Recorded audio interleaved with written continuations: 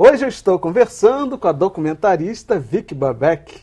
Vicky, vamos ver mais um trecho aí do seu trabalho.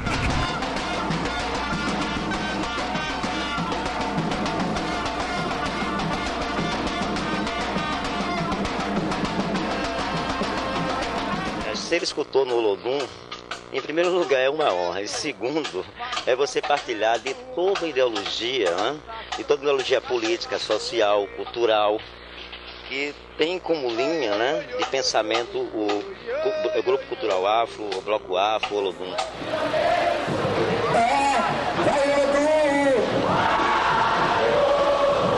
O Olodum é o único bloco que tem mulher da diretoria. Pode ser que outros blocos tenham, porque eu não costumo frequentar outros blocos, né? Mas que eu acho assim, que mais quem tem mulher mais na diretoria é só o Olodum.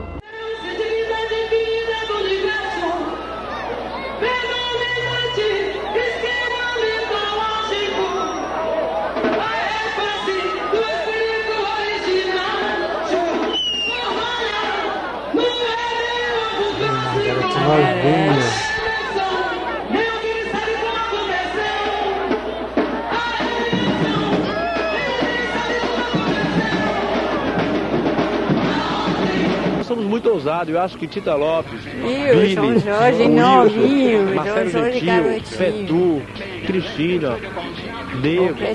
É uma ousadia que o sistema brasileiro nem imagina como é que esses negros, esses poucos negros, podem perceber um país justo, igualitário, né, e com a divisão social desses bens para todo mundo a partir do nada. A gente não tem nada, mas nós estamos na aventura. Agora é impressionante que, apesar de tudo, a capacidade de resistir, isso te chamou a atenção em algum momento? Essa capacidade que o negro brasileiro tem de se reinventar, de resistir e de manter a sua cultura, a sua identidade nesse mundo completamente adverso? Isso sempre me surpreende. Porque uma das grandes riquezas do Brasil, a maior riqueza do Brasil, né, é a cultura negra e a cultura indígena, que são sempre desprezados, mas é o que leva E o interessante é que, às vezes, quando você encontra o elite brasileiro estudando fora, eles dizem, eu tenho que fazer uma feijoada, eu tenho que escutar um samba. E de onde vem isso? E o Olodum, por exemplo, eu lembro no início do Olodum, a diretoria do Olodum, quando vinha no Rio, dormia na minha casa, no chão, praticamente. Agora o Olodum ganhou o mundo mesmo. O Olodum faz turnê internacional. Uma vez eu encontrei o João Jorge no departamento, na parte do Egito, do Museu Britânico. Aí há muitos anos não tinha entrado lá, eu pensei, devia conhecer mais o Museu Britânico. Lá estava João Jorge na parte do Egito, e ele conhecia muito melhor do que eu aquela área. É uma cultura que sempre resiste. Porque é uma cultura muito vital, né? É uma cultura que vem de fundamentos e é uma cultura de sobreviventes. Porque se você pensa, recentemente eu traduzi toda a história do Valongo, porque a área do Valongo está pleiteando ser patrimônio histórico da humanidade. E eu traduzi esse projeto.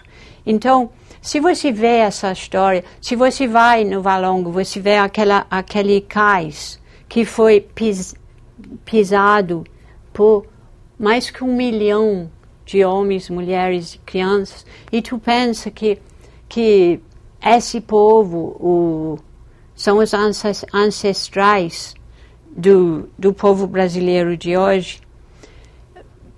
Se tu pensa a sobrevivência, a força de sobrevivência desse povo é uma coisa inacreditável e sempre vai vir, sempre vai voltar, nunca vai ser batido. Eu lembro que a gente fez na marcha, por exemplo, todas as reivindicações do movimento negro dos anos 80, de ter aula de história africana e de história afro-brasileira nas escolas, a estátua de Zumbi, o Dia Nacional da Consciência Negra. Isso tudo foi reivindicação que a gente batalhou. Não foi uma coisa que veio assim de graça. Com certeza. Foi tudo uma luta das pessoas. Então foi uma construção do movimento negro organizado, né? Sim. Sim. Essas políticas que hoje nós temos aí, cotas para negros na universidade, essas políticas de ação afirmativa, na verdade, foi tudo uma construção de anos e anos do movimento negro organizado. Claro. Então, e você testemunha ocular porque esteve lá no movimento negro esses anos todos lutando, né? E foi uma luta de muita gente. E o que eu estou vendo hoje, porque a taxa de mortalidade de jovens negros no Brasil é uma coisa absolutamente ao nível de massacre, ao nível de muita gente falar em genocídio. E se você vê a maioria desses jovens que estão sendo mortos, é tudo jovem de comunidade de periferia.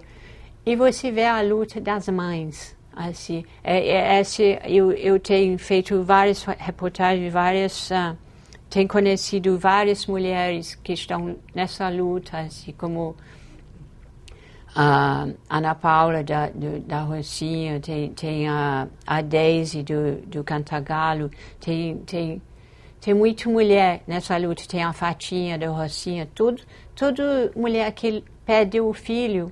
E nessa pedra,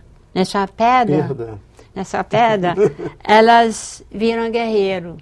Porque o que você pode acontecer contigo? Se você perde um filho, você vai ficar chorando o resto da vida ou você vai partir para a guerra? Que alguém tem que honrar aquela memória. E eu acho que isso é uma luta que vem do tempo da escravidão. Essa luta para honrar quem foi arrancado, quem foi ceifado nessa massacre, nessa crueldade. Agora, eu percebo que os brasileiros têm muita dificuldade, né, as pessoas não negras brasileiras, e algumas negras também, têm muita dificuldade de reconhecer o racismo, né? A gente viu, por exemplo, na época da política de cotas, o debate que se estabeleceu no Brasil, e olha que cotas é praticamente nada, é uma medida que é importante sim, mas ela não é uma medida revolucionária. Claro. Né?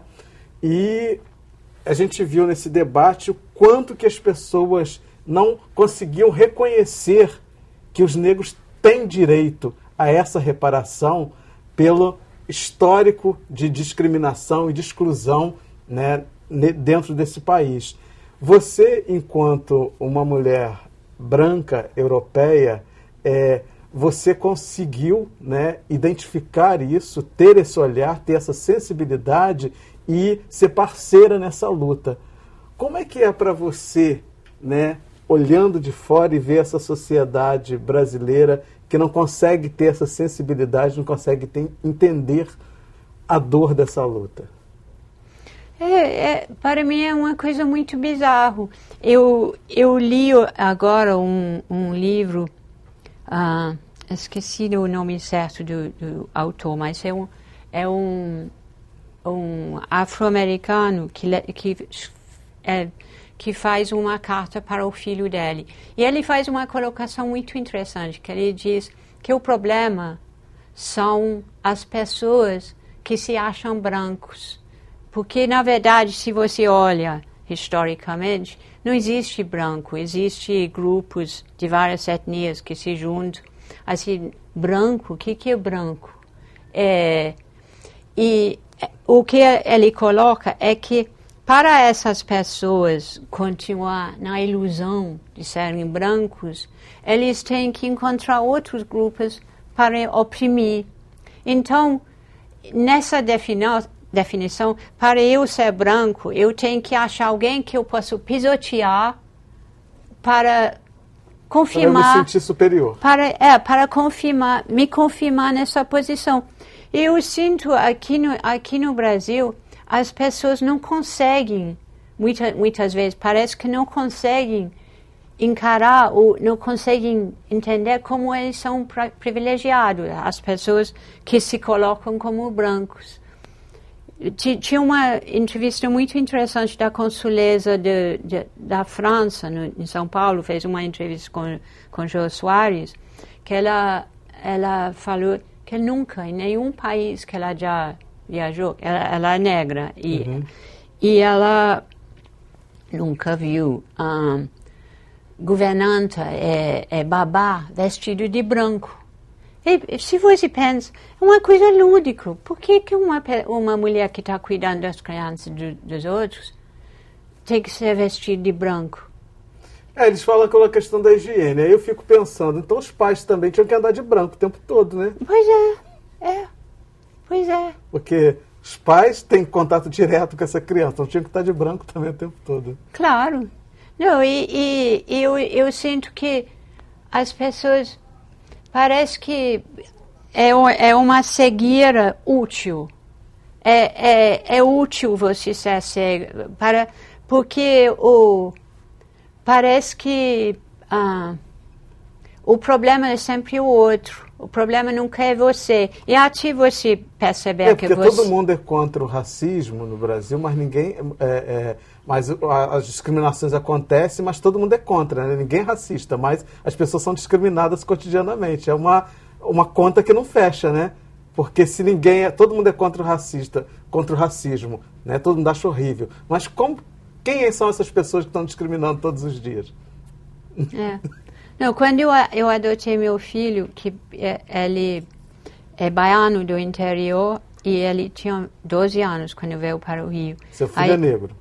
Sim, e a gente foi no metrô, e ele nunca tinha andado no metrô. Aí o metrô estava cheio, aí eu sentei, ele ficou em pé na minha frente. Isso antes do trem sair, passou o guarda do metrô, aqueles guardas todos de preto, assim, tipo num voo livre, assim, agarrou e ia embora. Aí eu falei, que isso? Larga esse menino, por que você... Aí não parou, não explicou o que era, largou.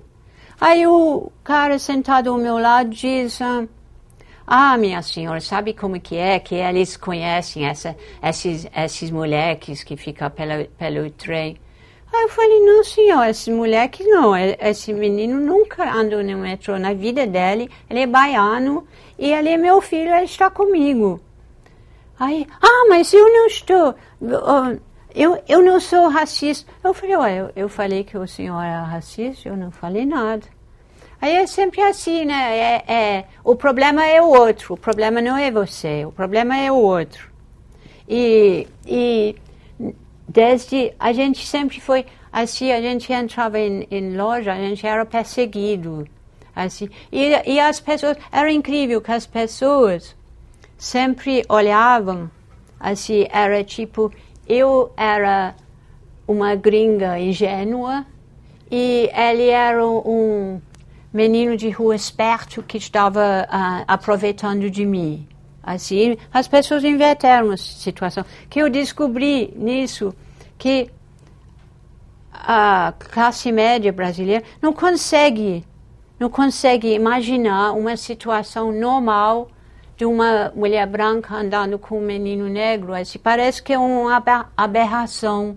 Como eu tenho uma amiga casada com um homem branco, que já foi acusada, já foi tratada na rua como se ela fosse a babá dos filhos dela. Isso é muito comum no Brasil. Vicky, infelizmente nosso tempo acabou. Me dá sua mão aqui. Eu queria te agradecer muito por ter vindo e te agradecer muito pela contribuição que você tem dado esses anos todos. Se hoje nós estamos aqui fazendo coaching na TV, você é grande responsável por isso, porque grande parte desse acervo foi feito por você e seus pares. Então, muito obrigado por estar no Brasil, por existir e por ter abraçado essa luta. Muito obrigado por tudo. Muito obrigado. Eu conversei hoje com a documentarista Vicky Babeck e você pode rever essa entrevista e outras edições do programa no www.tvaleste.tv ou cultine.com.br. Não deixe de nos acompanhar aí pelas redes sociais. Obrigado pela companhia e até o próximo encontro. Eu te espero.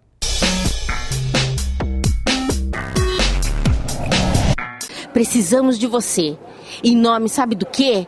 De identidades saudáveis das nossas crianças negras. Em nome do fortalecimento, do empoderamento de nós, mulheres negras. Em nome de justiça. Em nome dos direitos humanos, você precisa estar aqui conosco, fazer parte dessa história, porque estamos escrevendo histórias, somos protagonistas